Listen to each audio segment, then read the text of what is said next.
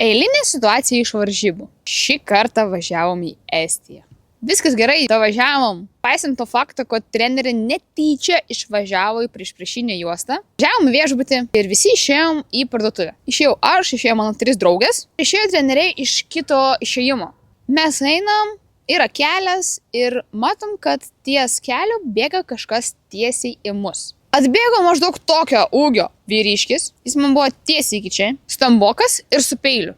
Pamas, kai pamatė, jos iškart pradėjo spiegt, riekt ir bėgt pas trenerius į galą. O pas mane yra toks dalykas, kad aš, kai išsigastu, aš tiesiog pradedu stovėti vietoj. Jis sustojęs prie manęs, laiko tą peilį, aš žiūriu jį iš viršaus, jis į mane ir mes tiesiog nieko nedarom. Ir aš jau pradėjau klausti, o kas dabar? Girdžiu, kad treneris iš galo pradeda riekt, kad aš bėgčiau pas juos. Tiesiog ramiai paėmiau, išėjau. Treneris pradėjo riekt ant to vyriškio ir tas vyriškis tiesiog pabėgo atgal. Tiesiog niekada svetimoj šaly nebūkit vieni.